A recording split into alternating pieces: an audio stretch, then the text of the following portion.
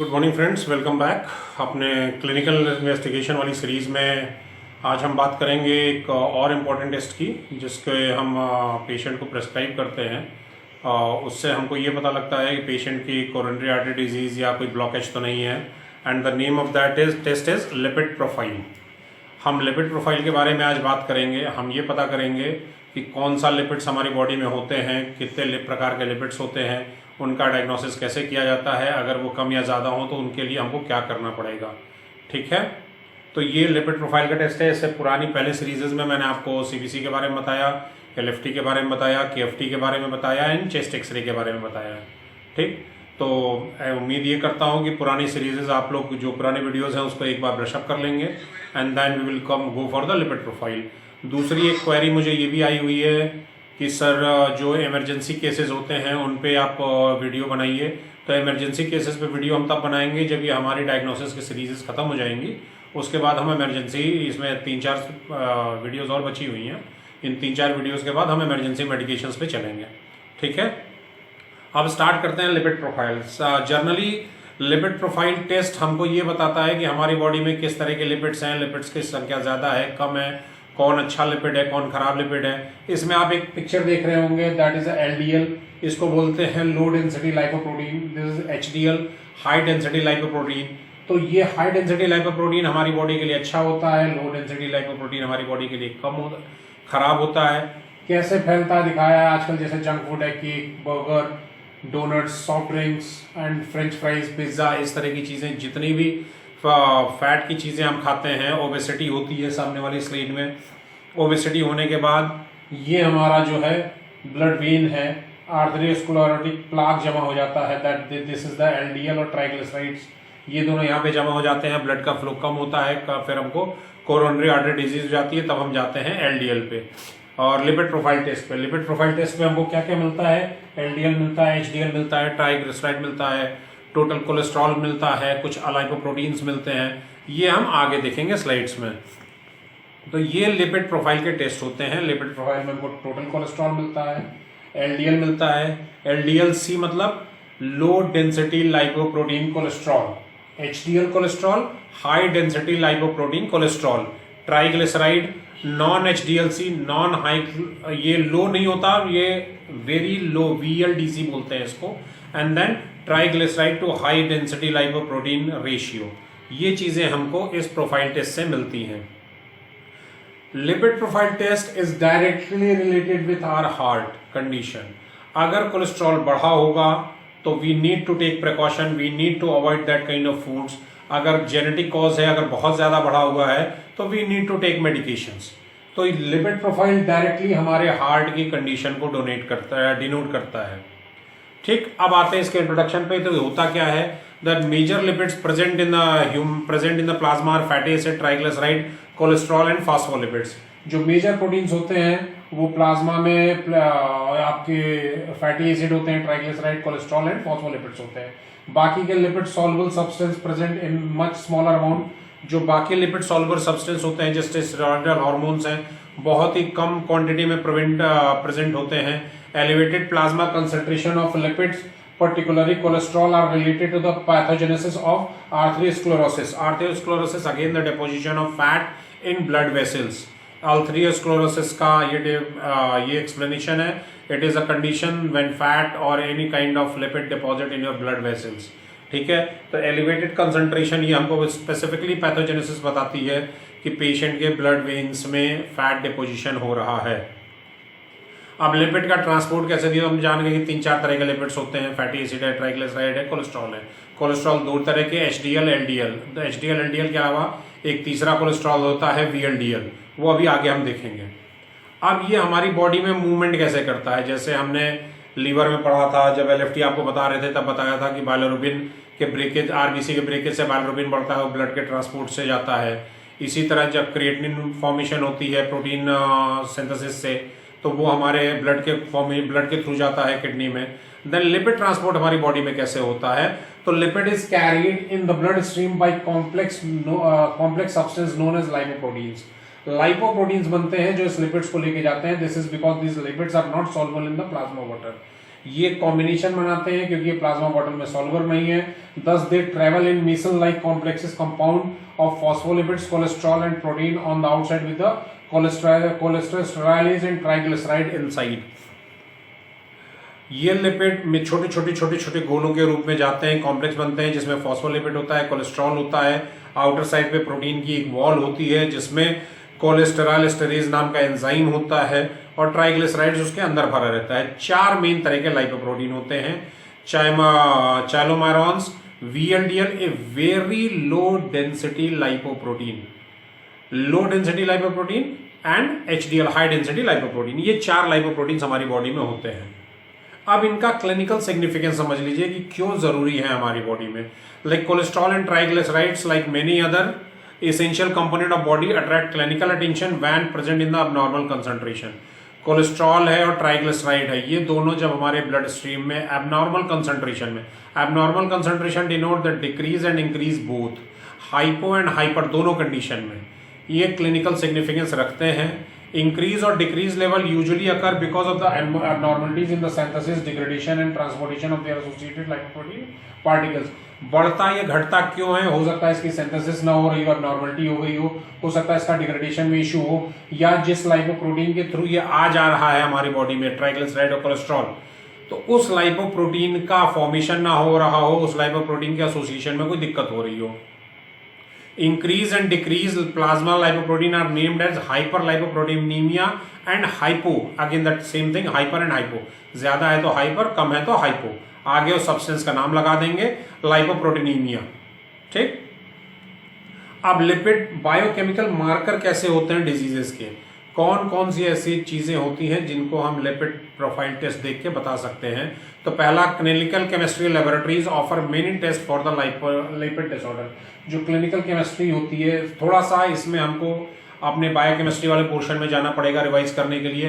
And one more thing is disclaimer that this video, that lipid profile video जो अभी हम बना रहे हैं, ये स्पेसिफिकली मेडिकल प्रोफेशनल्स के लिए है क्योंकि इसमें कई ऐसी टर्मिनोलॉजी है जो अगर पेशेंट देखेगा, आम पब्लिक देखेगी तो उसको समझ में नहीं आएगा। तो ये स्पेसिफिकली मेडिकल प्रोफेशनल्स के लिए है, सो अपना थोड़ा सा ब्रशअप करके रहिएगा। One of the most common test is the lipid profile. ये सबसे कॉमन टेस्ट होता है lipid profile. This panel of tests include measurement of triglyceride, cholesterol in the form of lipoprotein cholesterol molecules, LDLC and HDLC in format में आता है। हमको मिलता क्या है उसमें? ट्राइग्लिसराइड मिलता है, LDLC मिलता है, HDLC मिलता है, VLDC मिलता है और कहीं कहीं पे अलाइपोप्रोटीन 1 एंड अलाइपोप्रोटीन 2 मिलता है। अलाइपोप्रोटीन 1 और 2 का रेशियो बहुत ही माइन्यूट लिया जाता है, इसलिए उसको कई लैब नहीं करते, बट ऊपर की 4 चीजें ये हमको हर लैब में मिलेंगी। That low density lipoprotein cholesterol and high density lipoprotein cholesterol. The result of testing for these lipid provide measure of risk of coronary artery disease, arteriosclerosis, जो अभी मैंने बताया। कोरोनरी आर्टरी डिजीज CAD का बिल्कुल diagnosis clear होता है। अगर HDL बढ़ा हुआ है तो कोई इशू नहीं है, बट अगर ट्राइग्लिसराइड और लाइपोप्रोटीन बढ़े, LDC LDLC बढ़ा हुआ है तब इशू है। ट्राइग्लिसराइड बढ़ता है, अगर बहुत ज्यादा हो जाता है नॉर्मल से, तो हमको तुरंत अवॉइड करना है मीट प्रोडक्ट्स और मिल्क। अगर LDLC बढ़ता है तो हमको तुरंत अवॉइड करना है ऑयल एंड ऑयली प्रोडक्ट्स। अब ट्राइग्लिसराइड क्या होते हैं? That serum triglyceride measurements are done in the following clinical reason. अब ये रीजन दिया हुआ है, इस रीजन से हम ट्राइग्लिसराइड को क्लिनिकली एसेस करते हैं। That hyper triglyceridemia increase the risk for pancreatitis. अगर ट्राइग्लिसरीडीमिया है, अगर ट्राइग्लिसराइड बहुत ज्यादा है, तो पहला वो इफेक्ट करता है आपके पैंक्रियाज पे इफेक्ट करता है, तो इंसुलिन प्रोडक्शन नहीं होता, इंसुलिन प्रोडक्शन टेम्पर होता है, उस कारण से person is go for the T2DM diabetes, type 2 diabetes mellitus का वो केस बन जाता है। Hyper triglyceridemia is associated with the following clinical finding: eruptive xanthoma, lipemia reticularis, hepatomegaly, splenomegaly, depress HDL cholesterol. अगर बहुत ज्यादा ट्राइग्लिसराइड बढ़ जाएगा तो वो और भी कॉज करता है, जो हमारे रेटिना होती है उस पर फैट डिपॉजिट होता है, एरप्टिव ज़ैंथोमा हो जाता है, आंखों से दिखना कम हो जाता है, हेपेटोमेगाली हो जाती है, again that pancreatitis, and splenomegaly हो जाती है। For the estimation of LDL cholesterol हाँ, अब कुछ चीज़ें इसमें ये बता दूं कि कोई भी लैब हमारे इंडिया में या ऑलमोस्ट वर्ल्ड में एलडीएल को, जो लो डेंसिटी लाइपोप्रोटीन होता है, उसका टेस्ट नहीं करती, उसको कैलकुलेट करती है। उसको कैलकुलेट कैसे किया जाता है, यहाँ पे फ्रेडवेल्ड इक्वेशन दी हुई है। फ्रेडवेल्ड इक्वेशन ये कहती है कि low density lipoprotein cholesterol equal to total cholesterol minus VDLD VDLC very low density lipoprotein plus high density lipoprotein. अब दूसरी चीज कि आप वीडीएल कैसे निकालेंगे, वेरी लो डेंसिटी लाइपोप्रोटीन कैसे निकालेंगे, तो उसका सिंपल सी कैलकुलेशन होती है कि जितना आपका टोटल ट्राइग्लिसराइड है उसको डिवाइडेड बाई 5 कर देंगे। अगर किसी पेशेंट का ट्राइग्लिसराइड 100 आया है तो उसका वीएलडीएल 20 होगा डिवाइडेड बाई 5। ये बेसिक सा फॉर्मूला है जो यहाँ पे डिनोट किया हुआ है, that VLDL equal to triglyceride upon 5। इस तरह से लो डेंसिटी लाइपोप्रोटीन हम मेजर करते हैं। बाकी triglyceride, high density lipoprotein and VLDL ये मेजरमेंट किया जाता है लैब के थ्रू। अब disorder of the lipids are very important in the medical practice, owing its strong relationship to arteriosclerosis and thus obesity, hypertension, diabetic mellitus and other abnormalities. जो disorder होता है lipids में, ये मेडिकली प्रैक्टिसेस में बहुत important होता है, क्योंकि पहला तो ये कॉज करता है आर्थेरियोस्क्लेरोसिस, उसके बाद ओबेसिटी, ओबेसिटी मतलब मोटापा, हाइपरटेंशन, डायबिटिक मेलाइटिस और भी complication. Good prognosis in the management of these condition are pre indicated on early detection and deranged blood lipid profile. पहली चीज तो जो गुड प्रोग्नोसिस होगा, अगर हमको अर्ली मैनेजमेंट इसका पता लग जाएगा, जल्दी पता लग जाएगा कि हाँ हमको लिपिड प्रोफाइल में इशू आ रहे हैं, तो we will correct it with initial stage. बाकी की चीजें, ये हाइपरटेंशन, डीएम, ये सब होने से हम अपने आप को बचा सकते हैं। अब इंडिकेशन ऑफ लाइपोप्रोटीन इंक्लूड, जो इंडिकेशन क्या कहता है, प्राइमरी एंड सेकेंडरी हाइपरलिपिडीमियाज। पहला और सेकेंडरी, फर्स्ट होता है कभी आपने रैंडमली कुछ खाया, एक्यूट बढ़ गया, उसके बाद बॉडी उसको बैलेंस कर ले गई। सेकेंडरी होता है जब वो कंटिन्यू आपकी बॉडी में बना रहता है। Monitoring for risk atherosclerosis, monitoring treatment for hyperlipidaemia.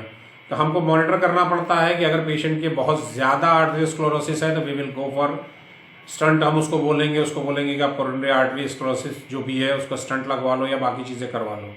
Then cholesterol and triglycerides are the plasma lipid are most interested in diagnosis and management of lipoprotein disorder.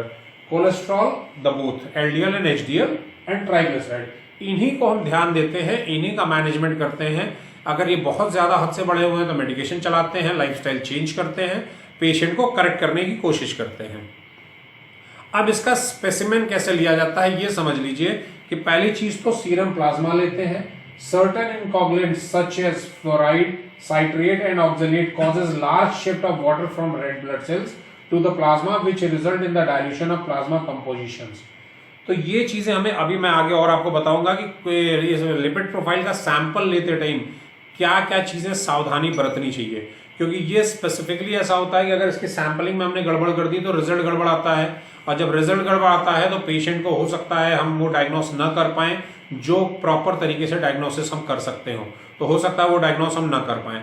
तो इसलिए कोई ऐसा इंकॉगुलेंट जो साइट्रेट लिया है, ऑक्सलेट लिया है या फ्लोरेटेट लिया है, वो ब्लड वाटर से वाटर रिटेंशन को कम करती है, आगे से प्लाज्मा कंपोजिशन को चेंज करती है। Fasting sample 12 to 16 our is essential for triglyceride analysis. पहली चीज तो फास्टिंग सैंपल होना चाहिए। अगर आप लिपिड प्रोफाइल करा रहे हैं तो that patient is suppose to be have fast minimum of 12 hours. कम से कम 12 घंटे पेशेंट कुछ खाया पिया ना हो, तब उसका आप सैंपल लेंगे। नीचे सैंपल का स्टोरेज दिया हुआ है। अगर प्रॉपर सैंपल लेते हैं तो 20-25 डिग्री पे 2 दिन तक रखा जा सकता है, 4 से 8 डिग्री सेंटीग्रेड पे 7 दिन तक, और -20 डिग्री सेंटीग्रेड पे इस सैंपल को हम 1 साल के लिए स्टोर कर सकते हैं। अब ये मैंने जो अभी बताया था कि प्री एनालिटिकल कंडीशंस हम क्या क्या देखते हैं। अगर हम एनालिसिस कर रहे हैं उन चीजों का कि हाँ ये लिपिड का हमने सैंपल लिया, तो ये क्या क्या हम देखेंगे, that it is important to standardize condition under which blood samples are drawn and prepare for analysis. ये कंडीशंस हमको स्टैंडर्डाइज करनी पड़ेगी कि इसी कंडीशन पे हम वो ध्यान देंगे कि पेशेंट का लिपिड प्रोफाइल हो रहा है नहीं। पहला biological variation, age, cholesterol level increases with age. अगर कोई 30 साल का है, अगर कोई 50 साल का है, अगर कोई 80 साल का है, तो सैंपलिंग हम कितनी भी प्रिकॉशन कर लें, 80 साल वाले में लिपिड प्रोफाइल बढ़ा आएगा, 30 साल वाले में कम आएगा। तो एज के साथ ये बढ़ता है। दूसरा, वो सेक्स के women have low level than man, expectation childhood after early 50s। Female जो पेशेंट्स होंगे उनमें लाइपोप्रोटीन लेवल, लिपिड प्रोफाइल हमेशा कम आएगा, मेल्स में ज्यादा आएगा चाइल्डहुड्स को छोड़ के, क्योंकि चाइल्डहुड्स में दोनों का लगभग बराबर आता है। सीजन, ठंडियों के सीजन में लिपिड प्रोफाइल बढ़ जाता है। अब एक कंडीशन ये भी है कि ठंडी में मान लीजिए किसी का हल्का सा लिपिड प्रोफाइल बढ़ा हुआ आया हुआ, आपने मेडिकेशन चला दी, गर्मी आते आते वो कम हो गया। तो हमको वेदर का भी, सीजन का भी ध्यान रखना है कि cholesterol level are slightly higher in the cold weather. Food intake, daily उसकी डाइटरी हैबिट्स क्या क्या हैं। कुछ ऐसे लोग हैं जो जंक फूड पे ही जिंदा रहते हैं, कुछ ऐसे लोग हैं जो प्रॉपर डाइट लेते हैं, बैलेंस डाइट लेते हैं, कुछ ऐसे लोग हैं अपने डाइट्स में ऑयल्स का, अनसैचुरेटेड फैटी एसिड्स का यूज ज्यादा करते हैं, कुछ लोग हैं जो मैक्सिमम नॉनवेज खाते हैं। तो उसकी डाइटरी कंडीशन क्या है। Patient should be on their usual diet for 2 weeks and are neither gaining nor losing weight. Lipid profile करने के लिए ये भी चीज जरूरी है कि हम पेशेंट अपनी यूजुअल डाइट पे हो। अब ये नहीं कि अगर वो नॉनवेज खाता है, हमने उससे बोला कि ठीक है तुम्हारा लिपिड प्रोफाइल करना है, तो बोले डॉक्टर साहब हम आते हैं 2-3 हफ्ते बाद फिर करा लेंगे, थोड़ा सा काम है, और 2-3 हफ्ते बाद जाके वो नॉनवेज छोड़ के वेज डाइट पे आ जाए और उसका लिपिड कम हो जाए और हमको फॉल्स रिपोर्ट मिले। तो इन चीजों का ध्यान देना है कि पेशेंट अपनी नॉर्मल डाइट पे रहे और पिछले 2 हफ्तों में 15 दिनों में ना उसने वेट गेन किया हो ना उसने वेट लूज किया हो, डिमार के लिए बहुत ज्यादा, थोड़ा बहुत चलता है। मेडिकल कंडीशन, पेशेंट को कोई लीवर की कंडीशन है, थायराइड कंडीशन है, किडनी कंडीशन है, हार्ट कंडीशन है, ये चीजें। एंड अक्यूट इलनेस, अगर suppose that it is recommended that lipoprotein measurement should be made no sooner than 8 weeks after any form of trauma और acute bacterial viral infection and 3-4 months of child birth. Acute illness, कोई किसी को बुखार है, किसी को liver का disease है, किसी को हाइपरबाइलेरिमिया है, कोई सीकेडी का पेशेंट है, अक्यूट किडनी का पेशेंट है, किसी को ट्रॉमा हुआ है, किसी लेडी की प्रेगनेंसी थी उसको चाइल्ड बर्थ हुआ है, सीजर से चाहे नॉर्मल किसी भी प्रकार से, तो उस कंडीशन में 3 हफ्ते तक हम लिपिड प्रोफाइल नहीं करेंगे। ये चीज। लाइफस्टाइल, सेडेंटरी लाइफस्टाइल में ज्यादा होता है, पुअर डाइट हैबिट्स में ज्यादा होता है। स्पेसिमेन कलेक्शन, जो भी आपको बताया, patient should fast for 12 hours before sampling. 12 घंटा कम से कम वो भूखा हो, पेशेंट एनपीओ पे हो। The concentration of LDL, low density lipoprotein cholesterol divided by high density lipoprotein cholesterol declines after eating। अब LDL by HDL खाना खाने के बाद कम हो जाता है, तो इसीलिए इसको हम रखते हैं एनपीओ पे कि आप इसको प्रॉपर कंसिडरेशन कर सकेंगे।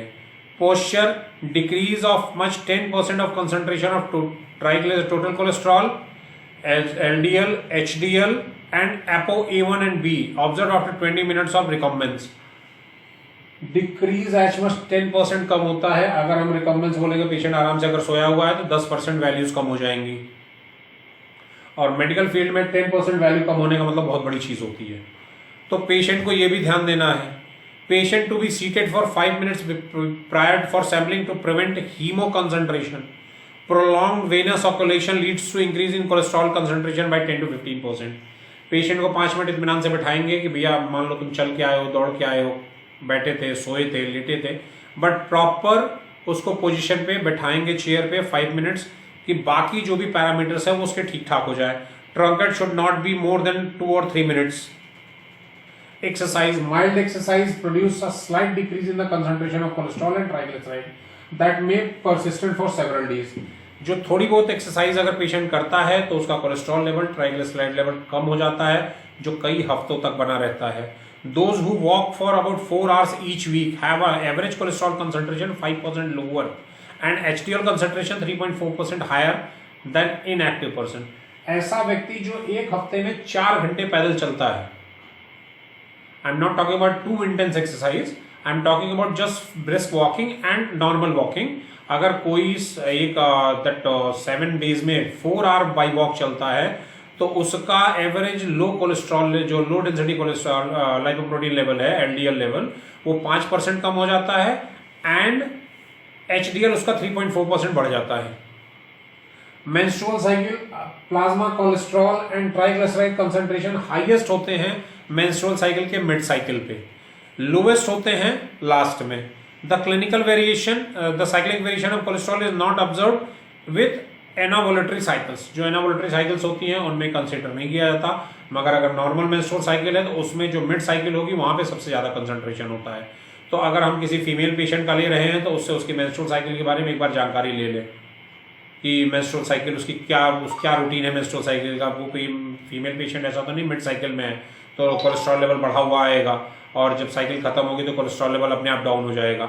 ये एक अलग कॉम्प्लिकेशंस हैं, वो किस तरह से होता है जब हम बाद में बताएंगे आपको, तब उस चीज़ों के बारे में बता देंगे। अब डाइट, हाई फैट डाइट जो मैंने शुरू में पिक्चर दिखाई थी बर्गर पिज़्ज़ा सॉफ्ट ड्रिंक्स इन चीज़ों की, high fat high sugar diet से इंक्रीज होता है triglyceride, serum triglyceride. Injection of mono unsaturated fat reduces cholesterol, जो मोनो अनसैचुरेटेड फैट होते हैं वो कोलेस्ट्रॉल कम करते हैं, ट्राइग्लिसराइड बढ़ाते हैं।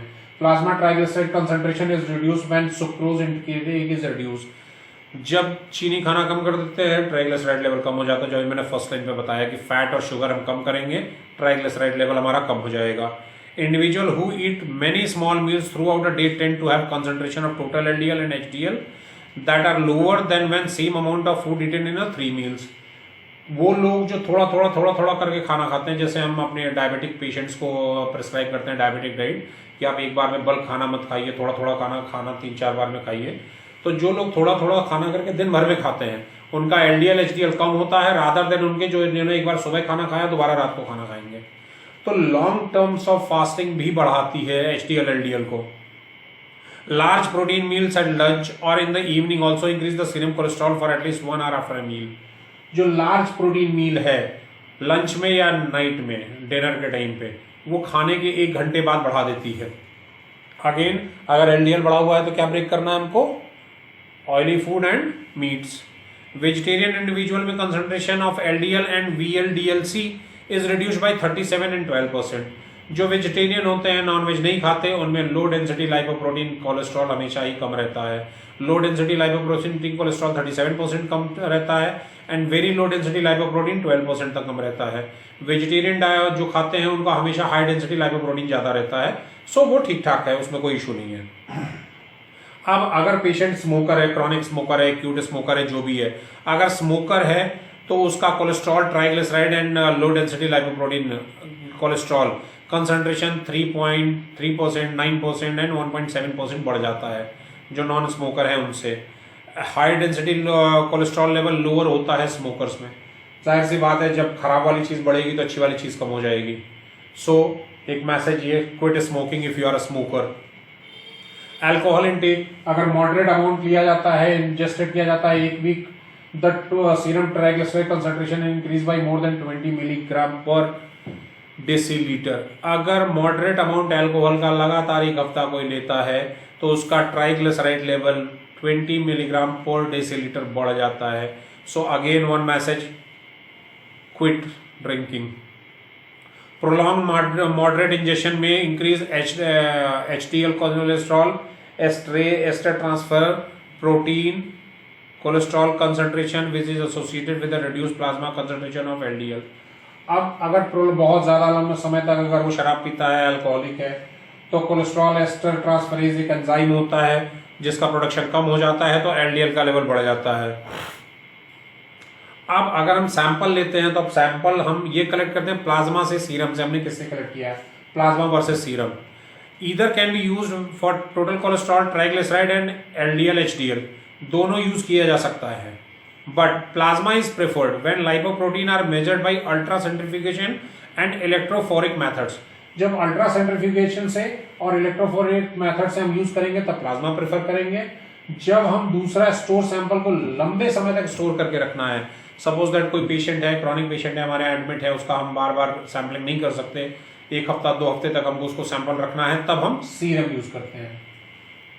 अब Venus versus capillary sample, again that venous blood लेंगे या कैपिलरीज ब्लड लेंगे तो मेजरमेंट जो कैपिलरी सैंपल होता है वो लिटिल लोअर उसकी वैल्यूज आती है वीनस से। दोनों में से कोई भी लिया जा सकता है, कोई इशू नहीं है। तो एंटीकॉगुलेंट, हाँ ये इफेक्ट करते हैं। एंटीकॉगुलेंट्स जैसे heparin, some anticoagulant such as citrate, extra large osmotic effect resulting to falsely low plasma lipid and lipoprotein concentration. ये क्या करते हैं, फॉल्स कंसंट्रेशन दिखाते हैं जैसे heparin, because of its molecular volume can alter electrophoretic mobility of lipoprotein, वो electrophoric mobility lipoprotein की कम कर देता है। ईडीटीए प्रेफर करते हैं एंटीकोगुलेशन का, total cholesterol and triglyceride concentration 3% lower हो जाता है सीरम का। ईडीटीए एग्जिबिट ऑक्सीडाइज करता है लिपिड्स को और लाइपोप्रोटीन्स बनाता है। ठीक, अब स्टोरेज कैसे करते हैं? Total cholesterol, triglyceride, high density lipoprotein cholesterol can be satisfactorily analyzed in a frozen sample. Allyloproteins can also be measured in a frozen sample. Plasma को -70 डिग्री सेंटीग्रेड तक स्टोर करके बहुत लॉन्ग टाइम तक हम रख सकते हैं। 1 या 2 महीने तक के लिए अगर हमको प्लाज्मा को रखना है या सीरम को रखना है, प्लाज्मा को नहीं, सीरम को, क्योंकि लॉन्ग ड्यूरेशन के लिए हमने अभी पिछला बताया था सीरम यूज करते हैं। सीरम को अगर शॉर्ट ड्यूरेशन के लिए 1-2 मंथ्स के लिए रखना है, for few two weeks to month, तो -2 डिग्री, अगर लॉन्ग ड्यूरेशन के लिए for 1 year then -70 degree centigrade. अब मेथड कौन कौन से यूज करते हैं? पहला एंजाइमेटिक मेथड। अभी तक हमने आपको बताया कि कौन कौन सी प्रोटीन्स और लाइपोप्रोटीन्स होती हैं, कौन कौन से हमारे कोलेस्ट्रॉल बॉडी में होते हैं, कैसे उनकी हम सैंपलिंग करते हैं, कैसे उन सैंपल्स को हम रखते हैं। अब आते हैं क्या क्या मेथड यूज करते हैं हम। तो पहला तो एंजाइमेटिक मेथड होता है, एंजाइम्स होते हैं, उनको हम रिएक्शन कराते हैं, क्या बन के बाहर आता है उस हिसाब से हम डिसाइड करके बताते हैं। That glycerol release from triglyceride after hydrolysis with the lipoprotein lipase transformed by glycoryl kinase into glycoryl 3-phosphate which is oxidized by glycoryl phosphate oxidase into the dihydroxyoxidase phosphatase and hydrogen peroxide। ये यहाँ पे दिया हुआ enzymatic method का कि triglyceride को जब reaction कराते हैं लाइपोप्रोटीन लाइपेज से तो वो कन्वर्ट करता है ग्लाइसरॉल और 3 फैटी एसिड्स में। वही ग्लाइसरॉल एटीपी के साथ मिलके ग्लाइसरॉल काइनेज एंजाइम के थ्रू ग्लाइसरॉल 3-फॉस्फेट बनाता है और एडीपी बनाता है। ये यहाँ पे क्या फैट बर्निंग हो रही है एनर्जी प्रोडक्शन के लिए। ATP is converting into ADP. अब ग्लाइसरॉल 3-फॉस्फेट जो यहाँ पे बना वो ग्लाइसरॉल फॉस्फेट ऑक्सीडेज से ऑक्सीडाइज होके dihydroxy acetone phosphate and hydrogen peroxide बनाता है। हाइड्रोजन पेरोक्साइड 4 अमीनो फॉस्फोनोजोन से असेंबल होता है एंड क्यूनामीन बनाता है हमारा पैराडॉक्सीज एंजाइम्स के थ्रू। वही चीज इस स्लाइड में थ्योरेटिकली में थी, यहां पे आप डायग्रामेटिकली इसको समझा दिया गया है। अब आते हैं कोलेस्ट्रॉल पे। कोलेस्ट्रॉल इज स्टेरॉल कंपाउंड होता है जो सारे एनिमल टिश्यूज में फाउंड होता है। Several many other important physiological function including synthesis of bile acids, steroid hormone and cell membrane, ये काम कराता है। Cholesterol also appears in the involvement of arteriosclerosis, thus cholesterol measurement is one of the most common laboratory tests used today। Cholesterol arteriosclerosis भी cause कराता है, that is deposition of fat in arteries.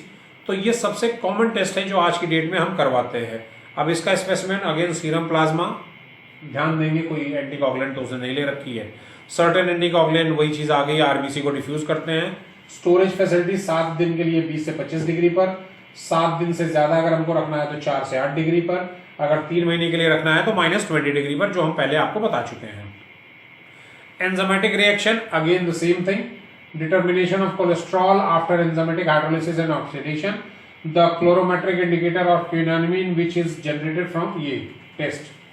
Cholesterol esterase water से react किया, cholesterol esterase enzyme की तरफ cholesterol और fatty acid बना, cholesterol को ऑक्सीडेशन कराया O2 कोलेस्ट्रॉल ऑक्सीडेज में, कोलेस4N3ON और हाइड्रोजन पेरोक्साइड बना। हाइड्रोजन पेरोक्साइड हाइड्रोक्सी बेंजोएट और 4 अमीनो एंट्रेट पैराडीन से मिक्स हुआ, पैराडॉक्सी ऑक्सीडेज में रेड कॉम्प्लेक्स बना। जब वो रेड कॉम्प्लेक्स बन जाता है तो वी कम कि हाँ ये कोलेस्ट्रॉल है इसमें। अब कोलेस्ट्रॉल 2 तरह का जो शुरू से मैं बताता चला आ रहा हूँ, high density lipoprotein and low density lipoprotein. High density lipoprotein is a fraction of plasma lipoprotein. It is composed of 50% protein, 25% of phospholipid, 20% cholesterol and 5% triglyceride. ये अब evidence suggest that high density lipoprotein cholesterol is a primary coronary heart disease risk factor. अगर ये भी बहुत ज्यादा हो गया तो कोरोनरी हार्ट डिजीज CHD का बीमारी कॉज करता है। LDL कैसे हम लो डेंसिटी लाइपोप्रोटीन कोलेस्ट्रॉल कैसे निकालते हैं पहले बता चुका हूं। Total cholesterol minus HDL plus what, total cholesterol minus HDL plus very low density cholesterol. Very low density cholesterol triglyceride divided by 5, basic formula. नीचे वाला दिया हुआ है। अगर आप ट्राइग्लिसराइड से डायरेक्ट फॉर्म डिवाइड करना चाहते हैं तो ट्राइग्लिसराइड डिवाइडेड बाई 2.2, ये केमिकल फॉर्मूलाज हैं। अब लिमिटेशन क्या है फ्रेडवेल इक्वेशन की, कि जब चाइमोरल्स होते हैं प्रेजेंट तो ये इक्वेशन काम नहीं करती। प्लाज्मा ट्राइग्लिसराइड कंसंट्रेशन 400 mg पर डेसीलीटर से इंक्रीज हो जाता है तब ये काम नहीं करता इक्वेशन। पेशेंट जिसमें बीटा लिपोप्रोटीनिया है, टाइप 3 का हाइपरलिपिडीमिया है, बहुत ज्यादा लाइपोप्रोटीन्स अकोमोडेट हैं, उसमें ये इक्वेशन काम नहीं करती। तब नेक्स्ट आता है प्रेसिपिटेशन मेथड। प्लाज्मा में कोलेस्ट्रॉल डालते हैं, ट्रांसपोर्ट कराते हैं 3 लाइपोप्रोटीन्स का, high density, low density and very low density. High density lipoprotein का एसेस करते हैं प्रेसिपिटेशन के बाद, VLDL का एसेस करते हैं पॉलीइथाइलिन ग्लाइकॉल से, दोनों को जोड़ के जो टोटल कोलेस्ट्रॉल से माइनस कर देते हैं, हमारा लो डेंसिटी कोलेस्ट्रॉल आ जाता है। High density lipoprotein cholesterol is left in the supernatant solution for cholesterol equation. Cholesterol equation के लिए हाई डेंसिटी लाइपोप्रोटीन कोलेस्ट्रॉल हमारा एज इट इज पड़ा रहता है। तो ये वीडियो एक जर्नलाइज वीडियो थी जो ये बता रही थी कि लाइपोप्रोटीन हम कैसे एसेस करते हैं, क्या करते हैं, उसकी वैल्यूज क्या होनी चाहिए और किस तरह से इनका एंजाइमेटिक ट्रीटमेंट, इनका हम क्या करते हैं, इनका टेस्ट। अब अगर चीजें बढ़ के आती हैं, अगर मान लीजिए आपका HDL बढ़ा, अगर आपका LDL बढ़ा, ट्राइग्लिसराइड बढ़ा, ठीक, एंड VLDL बढ़ा, तो हमको तुरंत पेशेंट को we have to refer for cardiology, कि आप किसी अच्छे कार्डियोलॉजिस्ट को दिखा लीजिए, because you need to take. अगर आप लाइफस्टाइल चेंजेस से इसको रिवर्स कर लेते हैं, ये रिवर्सेबल डिजीज है, ऐसा नहीं कि एक बार हो गया तो रिवर्सेबल नहीं होगा, ये रिवर्सेबल डिजीज है। पेशेंट अपनी लाइफस्टाइल से and with the help of some medication इन चीजों को रिवर्सल कर सकता है, ठीक है। तो ये हमारी जो सीरीज चल रही थी लैब टेस्ट की, उस सीरीज की ये वीडियो था लिपिड प्रोफाइल का। ये वीडियो को देखिएगा, चैनल को सब्सक्राइब करिएगा इस तरह के और सारी वीडियोस जानने के लिए। सो आज के लिए सिर्फ इतना ही। थैंक यू, मिलते हैं नेक्स्ट वीडियो में।